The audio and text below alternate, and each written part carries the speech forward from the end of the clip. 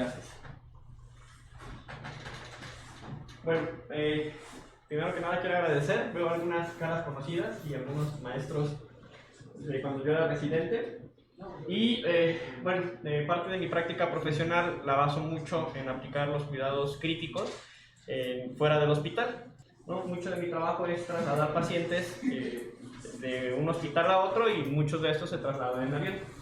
El tema que vamos a tocar hoy es ECMO móvil, es el término adecuado para transportar un paciente de un hospital a otro y veremos las diferentes modalidades. Sin embargo, todo traslado, sin importar si tiene ECMO o no tiene ECMO, es un ambiente hostil para los pacientes, y mientras más crítico esté el paciente y más dispositivos tenga, el riesgo de presentar eventos adversos se incrementa. De ahí la importancia de saber trasladar un paciente en ECMO. Muchos de los que están aquí probablemente no tengan todavía en sus unidades, pero lo tendrán. Y lo que seguro es que seguramente todos hemos estado en contacto con pacientes que requieren ECMO. Entonces, el traslado del paciente en ECMO inicia desde antes de que tenga el paciente en ECMO hasta que llega a su destino final.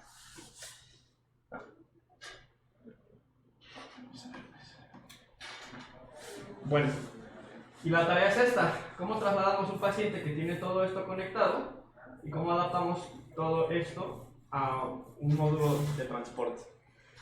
La verdad es que para las personas que no tienen entrenamiento, mover todo esto puede sonar una tarea compleja. Lo hemos hecho todos en nuestros hospitales: mover pacientes al tomógrafo o a la zona de hemodinamia que tienen bombas de infusión, ventilador, monitoreo, etc. Puede ser una tarea complicada y uno no lo visualiza hasta que no está con todas las bombas y se da cuenta que el paciente no va a caber en el elevador, o de que la alarma del ventilador pues ya está marcando que no hay batería, o que el tanque de oxígeno se está acabando y no hay tomas de oxígeno en el destino. Entonces, todo ese tipo de complejidades se presentan, o peor aún, ¿no? El que dice, bueno, pues me lo llevo así sin monitoreo porque no hay monitor portátil y esperemos llegue con vida a su destino. De ahí la importancia de saber trasladar de forma segura a un paciente, y la ELSO publica unas guías las cuales nos dicen pues cómo nosotros prever y disminuir los eventos adversos. Bueno, ahí, hablando en terminología, hay dos tipos de ECMO, ¿no? El primario y el secundario. El ECMO primario es aquel paciente en el que cualquiera de nosotros tiene un paciente que requiere ECMO, ya vimos las indicaciones. No tengo la capacidad de canularlo y trasladarlo en esas condiciones, no va a permitir que llegue seguro a su destino. Entonces, riesgo-beneficio, pues es más seguro llegar, que el equipo ECMO llegue, instale las cánulas, inicie el equipo ECMO y luego lo lleve al centro ECMO, a trasladarlo en las condiciones en las que se encuentra. Pues todo esto es riesgo-beneficio. ¿Qué es más seguro para el paciente? Poner el ECMO con sus respectivos riesgos en el lugar, o trasladar al paciente. Entonces, muchas veces lo que hacemos es, bueno, si está en una clínica que no tiene sala de hemodinamia, pero tenemos una sala de hemodinamia a 15 minutos, pues el paciente se traslada a 15 minutos, llegamos a un hospital donde sí podamos canularlo, lo canulamos y luego ya lo volamos hasta el centro que le corresponde. El secundario es un paciente que ya está en ECMO y que necesita trasladarse a otro lado. Puede ser a otro centro para incrementar por ejemplo, los pacientes que se van a trasladar a trasplante pulmonar actualmente se están volando a Monterrey. Entonces son pacientes que están en ECMO o centros que apenas están iniciando, que canularon el ECMO, el paciente no avanza, se empieza a complicar, requiere más especialistas, pues lo pueden mandar de un lugar a otro. O aquellos hospitales que dicen, bueno, yo sí tengo la capacidad de iniciar un ECMO, pero no tengo la capacidad de cuidarlo por personal, etc. Entonces, cualquiera de las dos son modalidades que existen, y lo importante aquí es saber quiénes son el mínimo indispensable para trasladar uno o para trasladar otro. Entonces, en el secundario es más sencillo porque las cánulas en teoría están instaladas. Entonces, lo mínimo que se necesita es un percusionista o alguien que haga la función del percusionista. La ventaja de ser ECMO especialista es que podemos repartirnos las funciones. 2, un médico especialista en ECMO, y 3, un paramédico o enfermero intensivista. Esto es importante porque el paramédico o enfermero intensivista, o el que haga la función del paramédico, será el que se encargue de adecuar todas las cuestiones hospitalarias. Por ejemplo, es el que va a conocer cómo se ha instalado la ambulancia, cuántas tomas de oxígeno tenemos, dónde se conecta el oxígeno, dónde va el ventilador, cómo se monta todo el equipo, la camilla, etc. Bueno, y en el primario vamos a necesitar el equipo médico para la canulación, generalmente son dos, aunque se pueden compartir funciones. El médico especialista en ECMO, que puede formar parte del equipo de canulación, el perfusionista y el enfermero paramédico o terapista respiratorio que hacen las funciones, ¿no? Entonces, este es el mínimo indispensable para trasladar un paciente en ECMO. De tal manera que no podemos trasladar un paciente en ECMO dos personas. O sea, si ven un paciente en ECMO y ven dos personas a un lado, está mal. Porque cuando suceden emergencias, dos personas es insuficiente para resolverlas. Todo proceso de traslado es el mismo, todos. Siempre es un pretraslado, un traslado y un posttraslado. ¿Qué sucede en el pretraslado? Voy a planear. ¿Qué planeo? ¿Cómo está el paciente? ¿Cuáles son las necesidades de mi paciente? ¿Por dónde va a pasar el paciente? ¿Cuáles son las eventualidades a las que se puede enfrentar el paciente? Si tenemos para resolver las eventualidades. Y finalmente, el destino tiene la capacidad de recibirme, y eso puede ser hasta la misma sala de rayos X, ¿no? Pues si estoy limitado en tanques de oxígeno, tengo un solo tanque portátil, voy a la sala de hemodinamia o a la sala de rayos X, no tengo conexión de oxígeno, probablemente un tanque no sea suficiente, entonces desde aquí no se mueve hasta que no me consigan tanques de oxígeno, ¿vale? En el traslado es preparar, o sea, todo lo que tiene que ver contacto con el paciente, y aquí lo más importante es monitorear todos los eventos adversos que se pudieran presentar. Y al final del traslado, lo importante es ver qué hice bien, qué hice mal, qué se pudo mejorar, y lo más importante, que el equipo que se utilizó o los insumos que tenemos estén en condiciones adecuadas. Y eso aplica para cambiarlo de sala o para llevarlo a otro continente. Y ahora con la estación espacial, ya los bajamos del espacio. Bueno, la planeación. El objetivo más importante es la seguridad, y eso lo tenemos que tener bien claro. O sea, el traslado de cualquier paciente es gestión de riesgos. Entonces, todo lo que tengamos que hacer para disminuir la seguridad, a eso nos tenemos que enfocar. Y esto involucra a todo el personal que está involucrado. Por ejemplo, si es en el hospital, oigan, digan al policía que nos deje abierto el elevador y que lo detenga, porque no nos vamos a estar esperando a que llegue un elevador, sobre todo en los hospitales en donde tarda, ¿no? Oigan, déjenos el camino libre, por favor, saquen las visitas, que ahorita nadie se vaya a poner en el pasillo porque vamos con todo el equipo. Digan al dinaloterapia que queremos el tanque del paciente y 1 o 2 tanques portátiles. Que la sala de tomografía esté libre porque no vamos a esperar con el paciente en ECMO o a la sala de hemodinamia. Y ese tipo de cosas es desde la planeación. No se puede hacer en el camino, porque si lo hacemos en el camino, pues nos vamos a complicar. Entonces, ¿qué se planea? Origen y destino, ¿no? ¿Cuáles son los hospitales alternos en ruta? Pero si es en el hospital, ¿cuáles son mis sitios alternos? Si se me complica, ¿a dónde voy? ¿Me regreso a la terapia? ¿Me meto a la sala de choques de urgencias? ¿Tenemos algún área pues, donde yo pueda acudir de emergencia? Hay que considerar tiempos prolongados. Ahorita vamos a ver cómo hacerle para yo calcular mis insumos y saber con cuánto, de manera segura, puedo hacer. Pero siempre considerar tiempos prolongados. Si yo digo, pues el paciente va, no sé, va a bajar a hemodinamia, el traslado, pues ¿qué será? De 2 pisos a lo mejor, 10 minutos, perfectamente lo hacemos, ¿no? Y llegas al elevador y resulta que el elevador está esperando, y luego el elevador está lleno, y luego lo que baja es la gente, y luego en el camino está cerrado el pasillo. Entonces esos 10 minutos se convierten en 30 minutos y ya se te está acabando el tanque de oxígeno. Entonces, para no tener ese estrés, primero, y no tener el riesgo con el paciente, siempre considerar tiempos prolongados. 2. El consumo de los medicamentos y el oxígeno en general, y las baterías y todos los insumos van en relación al tiempo. Entonces, no escatimar en insumos. Siempre llevar insumos adicionales o planear llevar insumos adicionales para trasladar a estos pacientes. Por ejemplo, si yo tengo mi paciente con mi sedación y mis bombas, si se paran mis bombas, yo tengo que tener medicamentos para poder pasar un bolo en lo que resuelvo lo de la bomba. Considerar la geografía y el clima cuando son interhospitalarios y los tiempos de traslado.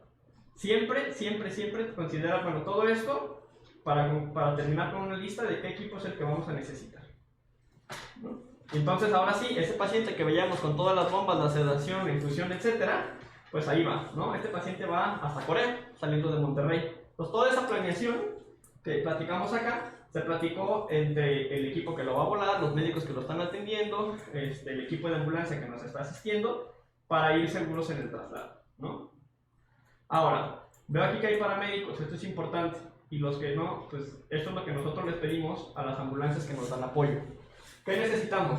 Que la ambulancia tenga adecuado control de clima. ¿Por qué? Las máquinas en ECMO tienen un intercambiador de calor, ya lo vieron. Entonces el intercambiador de calor es un dispositivo adicional que complica la movilización del paciente. Entonces tratamos de, cuando vamos a movilizar al paciente, quitar el intercambiador de calor. Una vez que el paciente está conectado, entonces lo volvemos a poner. De tal manera que si la ambulancia no tiene adecuado control de calor, el riesgo de hipotermia o de hipertermia se incrementa. 2. Que tenga adecuada iluminación y tener lámparas de emergencia. Esto es para poder yo revisar mi circuito, para yo poder abrir al paciente y ver si necesito ajustar algún medicamento, accesos vasculares, etc. Tanques de oxígeno y, muy importante, aparte de los tanques de oxígeno, tener las tomas suficientes, ¿no? Porque no me sirve de nada tener los tanques de oxígeno si tengo nada más una sola toma. Entonces necesitamos tener suficientes tomas. ¿Cuántas? 3. Suficientes, energía eléctrica. Tener no solo los contactos, sino que mis equipos tengan las baterías. Y por ejemplo, para estos traslados que son prolongados, aparte nosotros llevamos una batería por si los contactos no funcionan. Tener una fuente alterna, que es la batería. Monitoreo avanzado con presiones invasivas. El ventilador mecánico tiene que estar completo. Bombas de infusión suficientes. Y suficiente significa que yo tengo que tener por lo menos 2 canales disponibles para agregar, o por si un canal se me descompone, etc. Tener formas de trabajar. Y el equipo adicional que pudiera requerir el paciente, ¿no? Bueno, ahora, a eso le tenemos que sumar lo que lleva el equipo de ECMO. Entonces, esto se convierte en un set de vuelo o un set de traslado de ECMO. De tal manera que todo lo que tenía conectado en la inicial, pues se va a poner aquí. Después vamos a seleccionar qué se le pone al paciente y qué no. Y de ahí, pues todo lo demás se va en la cabina. Entonces, a eso hay que sumarle todo lo que es propiamente del ECMO. La membrana, la bomba de sangre, su centrífuga, su membrana oxigenadora, el intercambiador de calor, el mezclador de gases. Ojo, aquí lo pusimos como no indispensable porque aquí sí podemos hacer algo. El barrido, nosotros lo podemos hacer directamente con el oxígeno al 100%. ¿Sí me explico? Va a ser hiperoxemia, sí. Entonces hay que valorar aquí cuándo sí y cuándo no el mezclador de gases, pero esto no es estrictamente indispensable. El medidor de presión invasiva, este es indispensable, sobre todo en los que son veno-arteriales, ya por lo que vimos, ¿no? La apertura de la válvula aórtica, la pulsatividad, etc. El laboratorio portátil con anticoagulación, glucosa, electrolitos, generalmente son gasómetros portátiles. Las bombas de emergencia, por eso el de Maquet es el mejor, porque tienen todo el dispositivo, la bomba, el filtro y todo está en la misma. Y la hand crank, pues.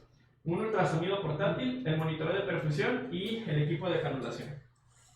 Bueno, entonces todo esto nosotros lo hacemos en un checklist para que no se nos olvide nada, ¿no? Y revisamos que tengamos absolutamente todo, y esto es antes de salir. Y se revisa entre todo el personal. O sea, no se vale que uno diga, ah, ya lo llevamos, sino que todos estén seguros de que sí llevamos todo el equipo completo.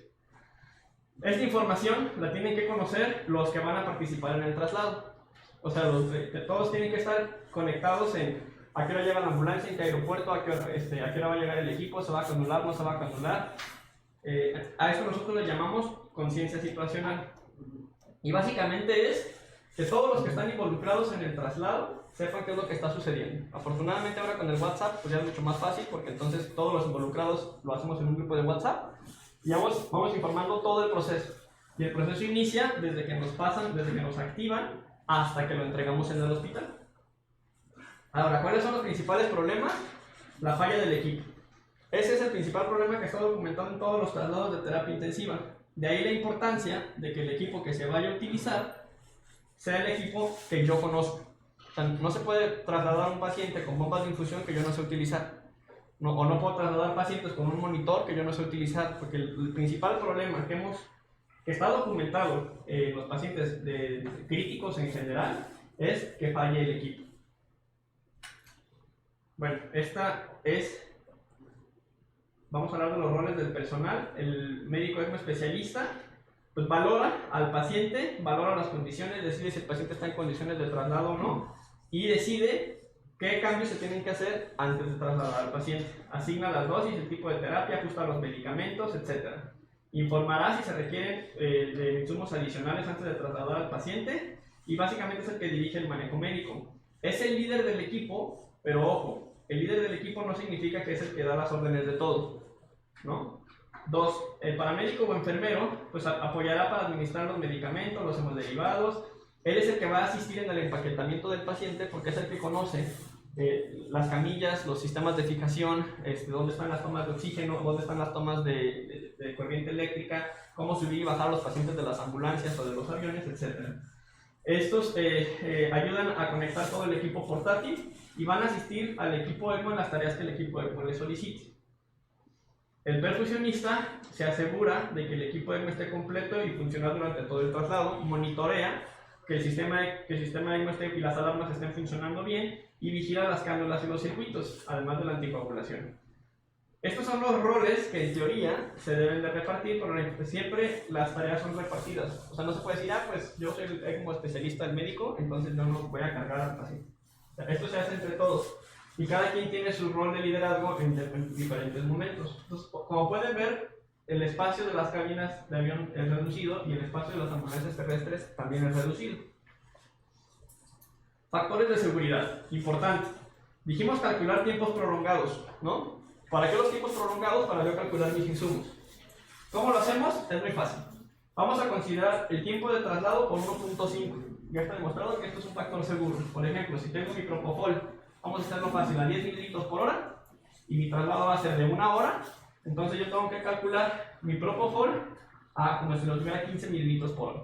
¿Sí me explico? Así, si se prolongan los tiempos o tengo que subir la dosis, debe ser suficiente. O imagínense cuando nos volamos a Corea, pues traíamos como una farmacia atrás para que no tuviéramos alteración, pues que nos saltaran insumos. Y esto lo van a hacer con baterías, oxígeno y todos los medicamentos que estén pasando. Además de eso, tienen que tener insumos de emergencia. O sea, deben de tener tanques de oxígeno de emergencia, una corriente de luz de emergencia y medicamentos de emergencia. Siempre tenemos que tener un plan B. ¿El plan B qué es? Bueno, ¿qué voy a hacer si falla el equipo? ¿Qué voy a hacer si se me termina el medicamento?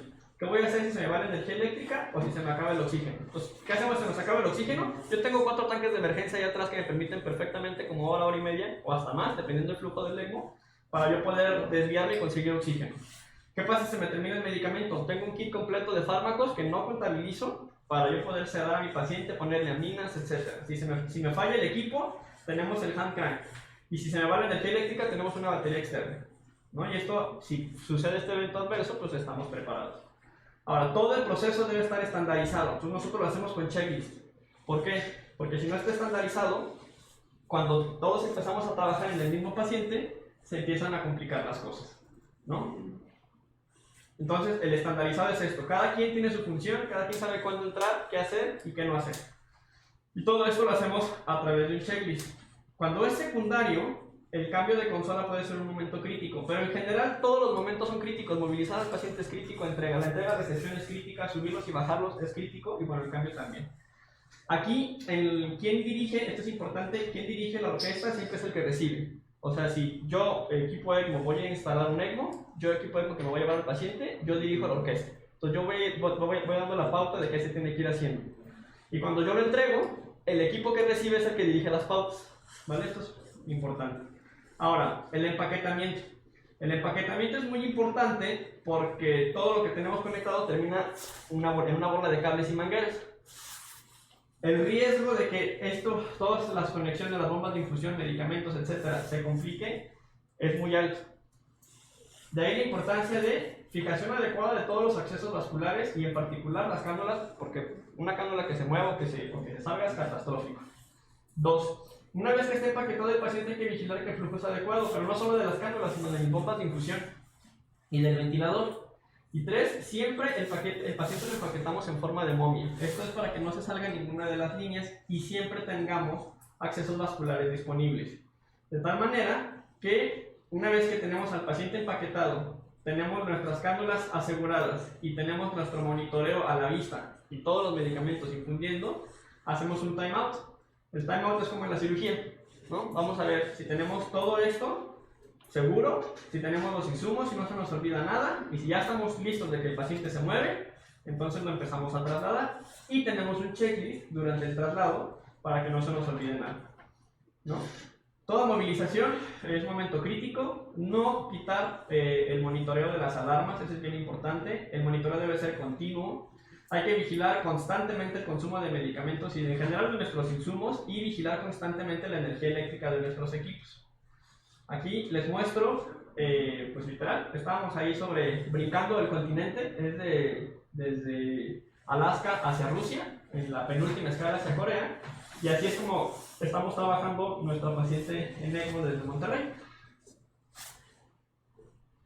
Y les digo porque el espacio, como pueden ver, es limitado, no hay mucho espacio para trabajar, y de ahí la importancia del empaquetamiento, ¿no? Imagínense si me quedan las líneas de este lado, si tengo cables atorados por acá, si tengo que sacar medicamentos de la cajuela del avión, pues las complicaciones son altas, y subir a los pacientes dentro de las aeronaves o de las ambulancias también es complejo. Imagínense si aquí se me para la máquina de eco porque se me quedó sin batería o se me apagan las aminas, ¿no? El riesgo de complicaciones aquí es alto. De ahí que prever siempre es mejor que tener que resolver en el camino. Ahora, llegamos a Corea y resulta que las tomas de oxígeno no son las mismas y el voltaje de la corriente eléctrica no es la misma. Entonces, y estaba lloviendo, terminamos empapados todos. ¿Qué hicimos? Pues traíamos nuestra batería externa y nos permitió perfectamente entregar al paciente. Ahora, ¿quién dirige la orquesta al momento de la entrega? Pues el equipo receptor. Y ojo, porque los coreanos yo pensé que hablaban inglés, pero no. Entonces, dirige el equipo receptor. Muchas veces lo ideal es que cuando yo voy a poner el equipo en ECMO, pues yo llego, instalo mi ECMO, agarro a mi paciente, voy y lo entrego en el hospital de mi centro ECMO, ¿no? Pero no siempre se puede. El cambio de consola y en general todo movimiento es crítico. Y entonces aquí está. ¿Cómo nos comunicamos? Pues el entrenamiento. La verdad es que no todo el personal en Corea hablaba inglés, o por lo menos no nos entendíamos todos, pero cada quien ya sabe su parte. De ahí la importancia del entrenamiento, ¿no? Lo que pueden ver aquí es pues cómo se está haciendo el cambio de membrana, porque nosotros de tener esta membrana la pasamos de un CardioGel, la pasamos a un Rotaflow, que era con el que lo estaban esperando. ¿Hasta cuánto le bajó la saturación? No sé si se alcanza a ver, pero bueno, vamos en 40 de saturación, la bajó hasta 22, ¿no? A esta paciente. Entonces, de ahí la importancia de que, les digo, todo momento y sobre todo el cambio de membrana es un momento crítico. Imagínense el estrés de nosotros traerla desde Monterrey, todo el estrés pues, de la movilización, la planeación, el cansancio, etcétera, para que en el cambio de membrana se nos vaya la paciente, ¿no? Afortunadamente, ¿perdón? ¿Perdón? Porque no tenían allá, fue la pandemia del COVID, no había membranas allá tampoco. Entonces lo que teníamos era Rotaflow, ¿no? Y bueno, al final, para no hacerles el cuento muy largo, acá está saturando ya 94 la paciente con el cambio de membrana. Entonces, el resultado tiene que ser trabajo en equipo. Es la única forma en la que esto funciona, y conciencia situacional. ¿Qué es conciencia situacional? Que todos los que están participando en estas partes, pues sepan qué es lo que está sucediendo y que cada quien sepa hacer su trabajo, ¿no? El ECMO ya es una realidad en México, y yo creo que lo que sigue es que el ECMO brinque a las salas de urgencias y brinque al hospital. Lo más importante en cualquier traslado, no importa si tiene ECMO o no tiene ECMO, siempre va a ser la seguridad, y no importa si es al tomógrafo o hasta Corea, los principios son los mismos: preparar y planear, transportar y monitorear, y al momento de la entrega hacer un briefing de en qué puedo mejorar, ¿no? Y de ahí la importancia de la capacitación. Acá tienen mi correo electrónico, y en Twitter me podrán encontrar como UGG0 por si tienen más dudas. Bueno, pues me la aventé rápido porque no tenemos mucho tiempo, pero... Sí, yo tengo dos preguntas. Sí. ¿Por qué no se manejan en ambulancias aire? ¿Cómo aire? Tomas de aire, por ejemplo. Ah, sí. Parte, sí. Yo sé que si hay ambulancias que llegan a tener y puedes conectar esa Así parte. es. Y la otra, ¿con qué monitorearon en todas esas horas el tiempo de coagulación del paciente? ¿TCA o cómo fue? Nos lo llevamos con TCA. Okay. Este paciente lo volamos con TCA, y el... y sí se puede, pero cuando vas a mover, por ejemplo, el paciente de la camilla de la camilla del hospital hasta la ambulancia, ese trayecto sí lo hacemos con el oxígeno al 100%, ¿no? Sí se puede conectar, si tenemos el blender, mezclar el aire médico con el oxígeno, y ya puedes conectar el blender, pero ojo, mientras más dispositivos tengas, más líneas, más cables, más todo, más riesgo de complicaciones, y mientras más tiempo te tardes, entonces tú tienes que ver riesgo-beneficio. Tú dices, a ver, ¿qué tanto me va a beneficiar poner el blender? ¿Y qué tanto me conviene más poner el blender ya hasta el avión o poner el blender ya hasta el destino? O sea, no está mal, la verdad es que no está mal. Nada más hay que gestionar riesgo-beneficio, que es lo que más conviene.